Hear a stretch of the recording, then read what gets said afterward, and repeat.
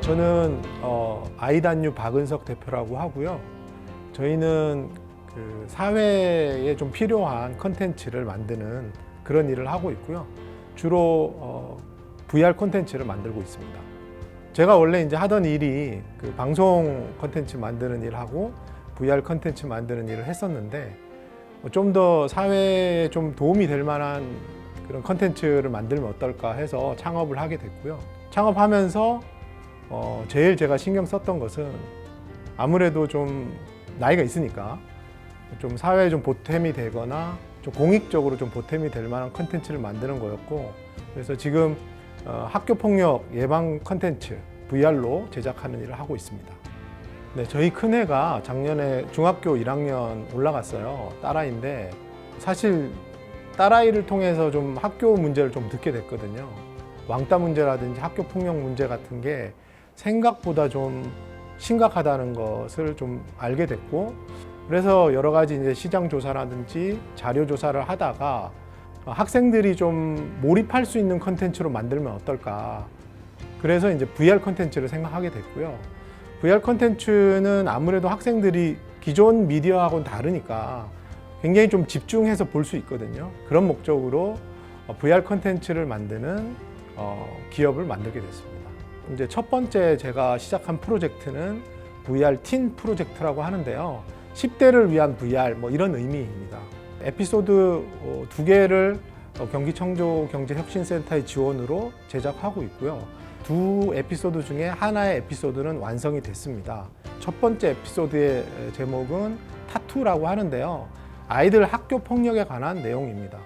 아이들 학교 폭력이 실제로 어떻게 이루어지고 있고, 그 학교 폭력에서 가해자와 피해자로 구분되어 있는 아이들이 실제로 어떤 과정에서 그런 학교 폭력에 휩싸이게 되고 그 결과가 어떻게 되는지, 또 그 상처들이 지워지지 않는데 어떻게 이 아이들에게 공감시킬 수 있을지 하는 부분을 고민을 해서 기존하고 좀 다른 컨텐츠를 만들어 봤고요.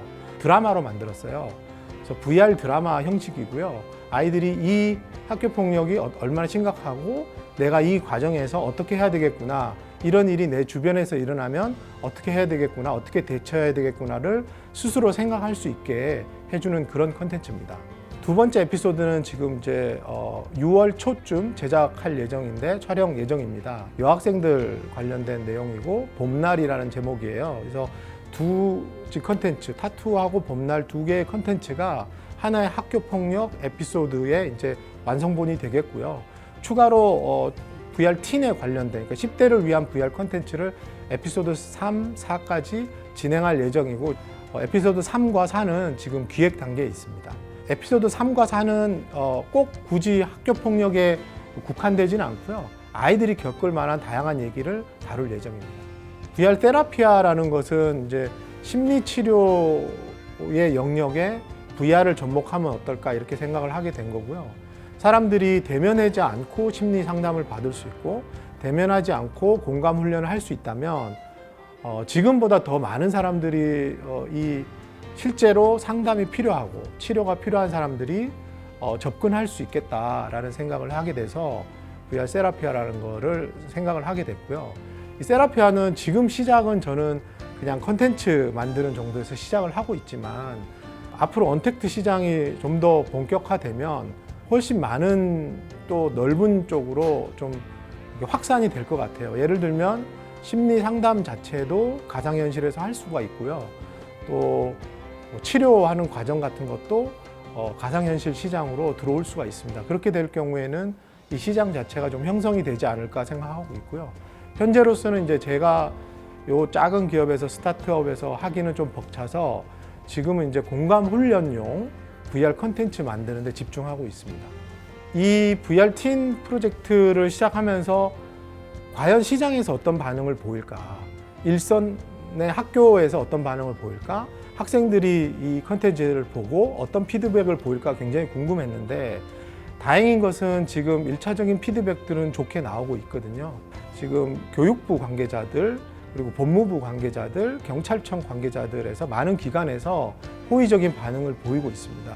조금 확장을 해서 앞으로 직장이라든지 군대까지 좀 확장을 하고 싶은 욕심은 있습니다. 그래서 그런 것도 마찬가지로 그냥 주입식 교육 컨텐츠가 아니라 드라마식으로 우리가 거기에 그 상황 속에서 완전히 몰입해서 공감하고 그걸 통해서 스스로 깨달을 수 있는 그런 컨텐츠를 만드는 것이 제 희망 사항입니다. 경기창조혁신센터에서는 멘토링을 해주시고 계시고요. 중간중간에 계속 그 경기창조혁신센터의 PD님께서 제작 과정이라든지 또 어려움은 없는지 앞으로 향후 판로라든지 이런 것들 멘토링을 해주고 계시고요. 사실 제가 모르는 부분이 처음 창업하다 보니까 많거든요. 그래서 그런 부분들의 질문사항이 있을 때마다 경기창조혁신센터에 도움을 구하고 있고 거기서 뭐 홍보도 해주시고 마케팅도 해주시고 여러 가지 조언을 해주고 계십니다. 안녕하세요. 경기창조경제혁신센터 예비창업팀 중장년팀을 맡고 있는 정철영 PD라고 합니다. 사실은 VR 콘텐츠들이 뭐 10여 년 전부터 시중에 나와서 사람들에게 알려지고 있었지만 제대로 시장을 창출하지는 못했었거든요. 박은석 대표님의 경우는 학교폭력, 사회적 문제를 이슈화해서 그것들을 VR 콘텐츠로 가공하는 어떤 계획들을 갖고 계셨습니다. 실제로 이 VR 콘텐츠 드라마를 제가 이렇게 보다 보면 촬영되고 있는 드라마의 어떤 하나의 주인공으로 느껴질 수 있는 어떤 그런 몰입감을 느낄 수가 있었습니다. 아마 VR 콘텐츠 관련된 쪽으로 다른 어떤 콘텐츠와 차별화된다는 점들은 그런 부분들이 어떤 차별화되는 부분이 될 것 같고요. 뭐 향후의 사회적 문제를 다루는 또 다른 VR 콘텐츠도 중요하겠지만 캐시플로우를 만들어낼 수 있는 어떤 방안들에 대해서 고민을 하고 있고 그것들을 현실화시키는 것들에 대해서 계속적으로 이야기를 하고 있는 중입니다.